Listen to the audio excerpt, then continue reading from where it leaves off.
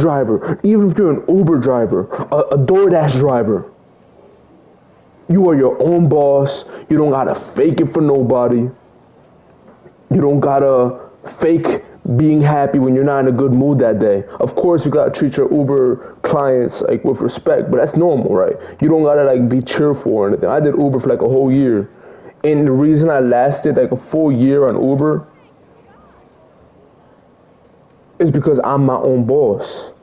I understand myself. I treat myself good. Whenever I need a day off, I give myself a day off. Whenever I want to wake up late in the day, I can wake up late in the day. This ain't about being lazy. This is about not getting fired for being a human being. Not being fired for not being fake. You know what I mean? I don't want to be fired because I'm not feeling great this day and I can't smile and chat it up with all the coworkers this day. I don't want to get fired for that. And it seems like in the 9 to 5 culture, you gotta be fake. You gotta try to be buddy buddy with everybody. You can't just stay to yourself, show up to work, smile, mind your business, and go home. You can't do that. Is it just me? I know it's not just me. I know there's somebody hearing this that feels the same way. And you let's say you are being that good person, that social person. Good for you. Good for you. You know what I mean? Good for you that you're being that social person, that extrovert. You know, that's who you are. Or maybe you're doing it out of survival. That drains you after a while. I'll tell you that. Being an extrovert when you're an introvert, or being, not protecting your energy and just giving it to anybody and everybody, at the end of the day, that leaves you drained. And how can you work on your business after work when you're drained? The simple answer is you can't. I tried that. I tried after, when I was working my 9 to 5 at the Amazon warehouse. After work, I would try to work my business on the side. I would try to put energy into the business, put like an hour in. I couldn't even get an hour in. I was falling asleep on the desk. I was drooling, man. I wake up drooling like, oh man, I gotta get some sleep. I'm exhausted. Oh, but you're only doing packages, or you only, nah, man. I wasn't protecting my energy at the 9 to 5. I wasn't being like that, being overextending yourself so that you can be liked by people at work. And I feel like colored people, minorities, chosen people have to do this more. Because we're already different. We're already not liked in the spirit realm by these people because of their demons.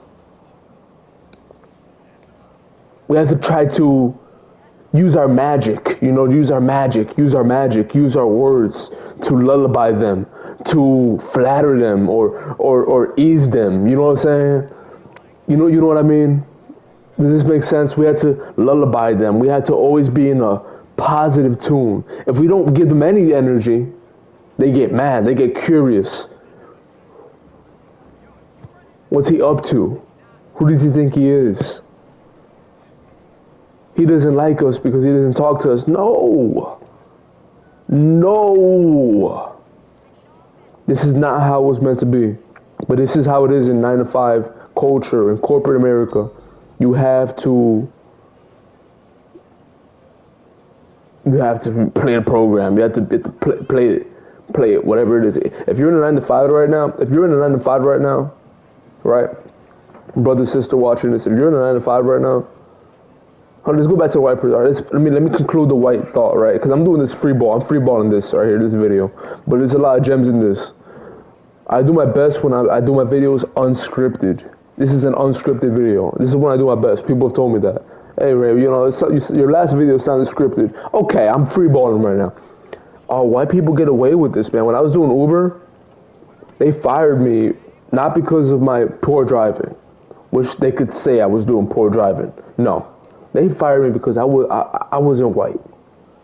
And so white people, they can get away with, maybe one time braking a little too hard, or or maybe they don't have to talk to their clients. They don't have to talk to their passengers.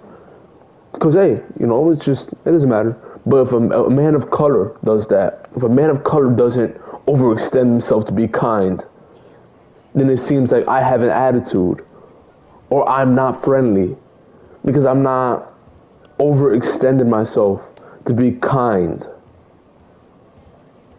And I don't speak to people roughly. I speak to people normal. I speak to people like, you're not bothering me. But at the same time, I'm not gonna try to spark up a conversation. I'm not. I'm protecting my energy. I only give my energy to people deserving. And if I feel my spirit, I should talk to you. And that rubs off wrong on some passengers I did Uber with. And they would report me because of their attitudes, their demons, their demons, whatever it was. They would report me, and they got me banned off the app. I got a good year out of Uber, though, I'll tell you that. Where I was an entrepreneur, I was my own boss. It was amazing, the journey of entrepreneurship and being my own boss. Oh, I thank you, God. Oh, the lesson I learned from that was two lessons. One, we cannot afford to be average, people of color, minorities, chosen people. We're not afforded the luxury of white people, right? And I love my white people. I love white women. I love white men. I love all of us. I love all people of color. But you'd be ignorant. You'd be simple-minded to say that there isn't an advantage in this system that we live in. If there isn't a racial advantage for different people, like white people, they can get away with being average, not being not being overextending, not over friendly, not over social, and it doesn't seem like they're negative. It doesn't seem like they're being cranky or having an attitude. If a white man, a white Uber driver, for example, if a white Uber driver, he's a 23-year-old man, he picks me up and he doesn't talk to me. He says, "Hey, man." I say, "Hey, what's up?" And then he just brings me to my location. He doesn't talk to me at all the whole ride. I don't think anything of it. But if a black man were to do that, pick me up, and not say anything for the whole ride, I would kind of think he's a little mad. But there's no problem with that. There's no problem with that. But that's just the stigma that's brought onto us. I might cut this out. Who knows? I might cut this out. How should I wrap up this video? Okay. Yeah, you can't get away with being average. That's how I'm gonna wrap it up. A 15, and there's a bust on the house. That's how I'm gonna wrap it up. Definitely, I'm gonna wrap it up like that. You can't get away with it. Don't expect to get away with what the white man gets away with. Don't expect it. You have to be in this 9-to-5 culture. You have to be the likable person. You have to be professional, but also whatever they need from you. If you're a greeter, you have to be all smiles. If you're a security guard, you have to be professional. You can't come there just with an unkept beard one day out the week. No, even one day, it can cost you your job. Even one day can cost you your job. If the white man, he talks to you in the meaning way, oh, you better hold your tongue, right? Want to keep the bills paid, right? You got a house, you got a wife, you got a rent. You gotta hold your tongue, or yeah. You literally can't be yourself. You gotta play your role. You gotta play your role. If your manager talks to you in a way you don't like, now if he curses at you, right, then that's different. You can report him for that.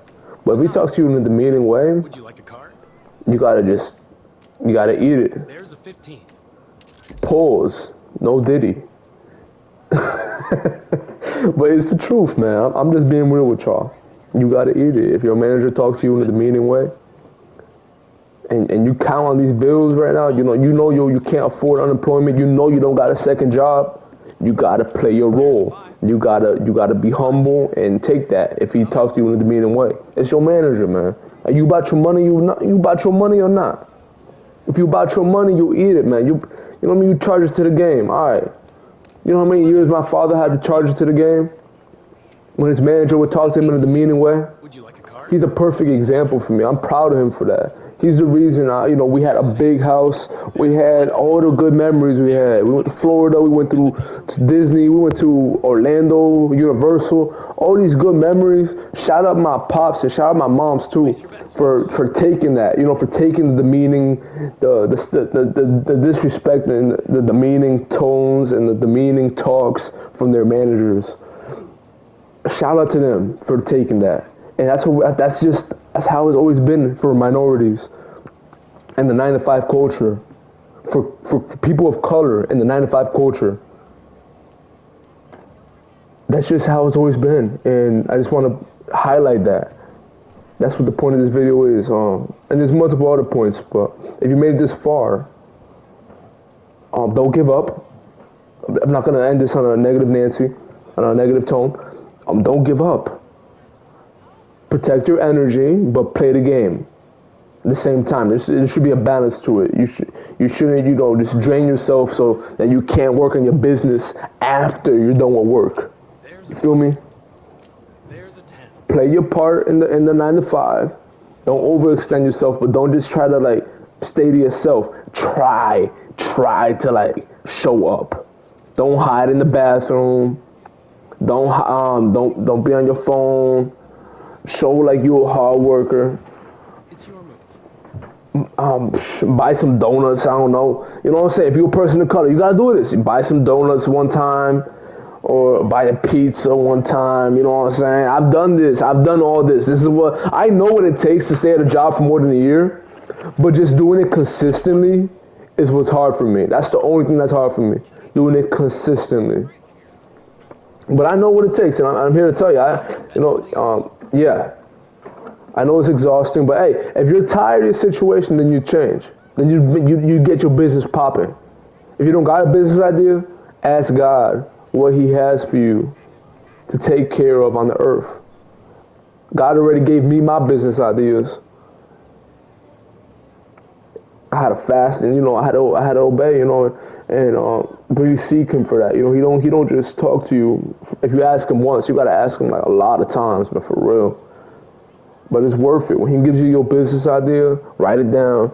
Don't forget it, and most importantly, put some action to it. It ain't gonna get you rich yourself. You can have $1 million business idea. You can have $100,000 business idea. God can give it to you. But if you don't do nothing with the idea, if you don't do nothing with the plan, you're not gonna get the money. You're not gonna get the 100 grand. You're not gonna get the 50 grand. You're not gonna get the 1 million grand. You're not gonna get the $1 million. You're not gonna get the $1 million.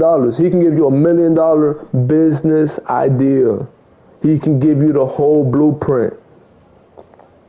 If you don't put some action behind that, God, king, queen, princess, prince, if you don't put some action behind the plan that God has called you to do, you're not gonna get rich.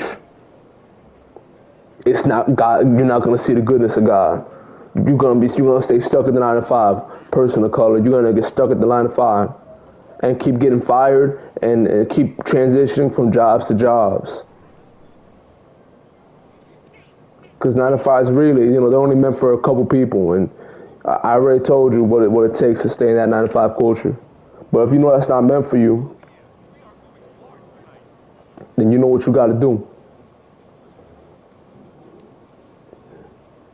This is Ray.Poppin, right? Follow me on YouTube, Ray.Poppin. And God bless y'all, all right? See you for the next video. If you ain't subscribed already, subscribe. I love y'all, man. Only positive energy over here and the real. Feel me?